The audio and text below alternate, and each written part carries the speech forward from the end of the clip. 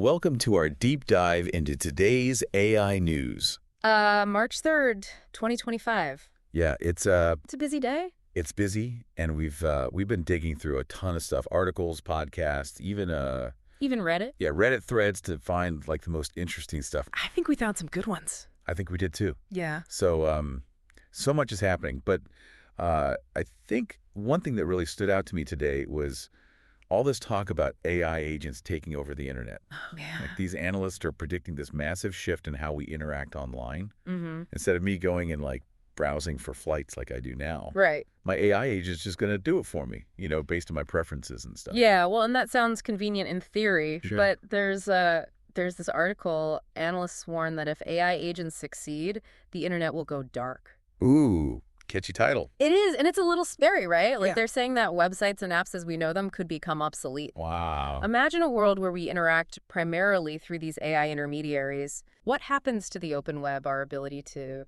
access information directly? That's a good point. And it's not just like theoretical either. Like Opera just announced an AI agent that built right into their browser. Oh, wow. This agent can handle tasks like booking those flights we were Yeah. talking about. Yeah. So, potentially cutting out our direct interaction with websites. It makes you think about data privacy, too, Oh, yeah, that's a whole other can of worms. If companies like Opera are mediating our online experiences, Right. they're going to have so much access to our data. Yeah, and it's interesting because that kind of connects with this whole AI sovereignty thing that's been popping up. Mm-hmm. There's this new report out that talks about the benefits of companies controlling their own AI infrastructure and data. Right. So not just relying on third-party providers all the time. Exactly. Yeah. The report's called New Report Reveals Benefits of AI Sovereignty for Enterprises, if you want to look it up. Bet you. And it really emphasizes data security and privacy, which, Yeah. you know, Makes sense. it makes sense.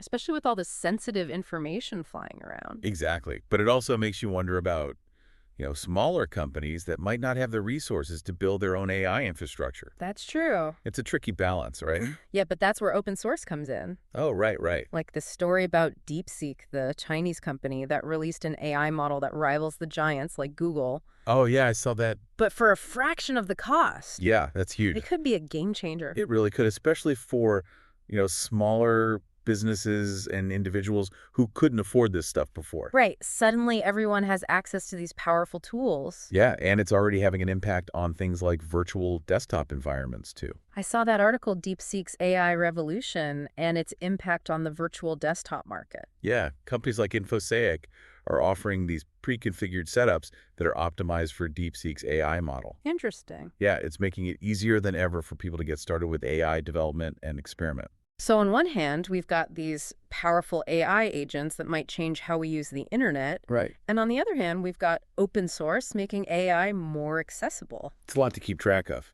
It is a fast-moving landscape. And we can't forget about the human side of all this. Of course. Like the impact AI is having on jobs. Mm-hmm. There was this interview with the CEO of InMobi. Okay. He made a pretty bold prediction that 80% of coding jobs could disappear because of AI automation. 80%? Wow. Yeah, it was a pretty intense interview. It's on YouTube if you want to check it out. It's called 80% of Coding Jobs.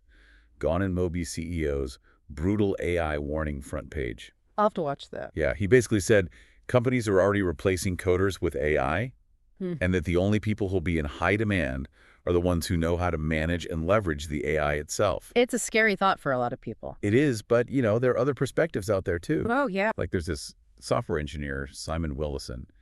He wrote a blog post called Hallucinations in Code Are the Least Dangerous Form of LLM Mistakes. Interesting. And he actually argues that AI could increase the demand for software developers. Really? Yeah, because it can make programmers so much more productive That's a good point. and potentially make software development cheaper, too. Huh. So it's like two totally different views on the future of coding. It is. And it really highlights just how much uncertainty there is around AI's impact on the workforce. Yeah, no one knows for sure what's going to happen. Exactly. And it's something we need to keep a close eye on as AI keeps evolving. Absolutely. Speaking of evolution, there's this fascinating conversation happening on Reddit Oh, yeah. about the potential for AI agents to become more than just assistants. Like they could become friends. Friends. Yeah, friends. Wow. The thread's called, Could AI Agents Become Friends? instead of just assistants. Okay. And people are already talking about forming these strong bonds with their AI agents, Yeah. sharing personal information, relying on them for emotional support even. I guess it makes sense with all the advancements in personalization. AI can remember your preferences, adapt to your communication style, even like mimic human empathy. But that raises so many questions. Yeah, where do we draw the line between a helpful tool and an actual friend, you know? Right. Can AI truly understand and reciprocate human emotions? And what are the risks? Could this lead to unhealthy dependence on AI for companionship? Could it be used to manipulate us emotionally? It's a lot to think about. It is, especially as AI gets more sophisticated and integrated into our lives. Definitely something we need to keep an eye on. Absolutely. We'll delve deeper into this concept of AI companions after a short break. That's good. So we were talking about AI friends. Right, AI companions. It's a weird concept. It is, and it's kind of freaky how attached people are getting to these things. Yeah, that Reddit thread we mentioned. Could AI agents become friends instead of just assistants? Some people are really worried about it, like anthropomorphizing AI and becoming too dependent on them. Yeah, I get that AI is designed to simulate human interaction. And the more advanced it gets, the more real those simulations feel. Right, so you could end up forming this deep emotional bond with an AI. And neglecting real relationships, you know? Yeah, it's like that movie Her. Exactly. And then there's the question of whether AI can actually feel emotions. Can they really understand us, or are they just mimicking what they've learned from data? It's a tough question to answer. Yeah, and this whole blurring of lines between what's real and what's simulated, it's everywhere with AI now, like AI-generated content, Right. even AI writing research papers. Oh, yeah, there was that article that Autoscience called. The first AI scientist writing peer-reviewed papers. It's crazy. An AI system is producing research that's getting accepted in journals, even passing double-blind peer review. That's wild if AI can create stuff that meets academic standards. What does that mean for research, for authorship, for intellectual property? Right, it's making it harder and harder to tell what's human and what's machine. It's like a philosophical crisis. It kind of is, but Yeah. for now, let's maybe shift back to something a little more practical, Okay. like AI's impact on jobs, Yeah, we talked about the potential for job displacement, especially in coding. but there are people using AI to boost their careers too. Oh yeah, there's a whole YouTube video about that. AI is your new financial guru, but is it a trap front page? Oh, I saw that one. Platforms like MiFi and U-Trade Solutions are offering these AI-powered financial tools. Giving people access to data-backed decisions, algorithmic trading, real-time market insights. It's like democratizing access to sophisticated financial stuff that used to be only for big investors. But it also brings up questions about risk. Right, could this lead to AI-driven market volatility? Exactly. Imagine if a bunch of investors are all using the same AI platform. And it makes a mistake or has a bug. It could cause huge market swings. That's not good.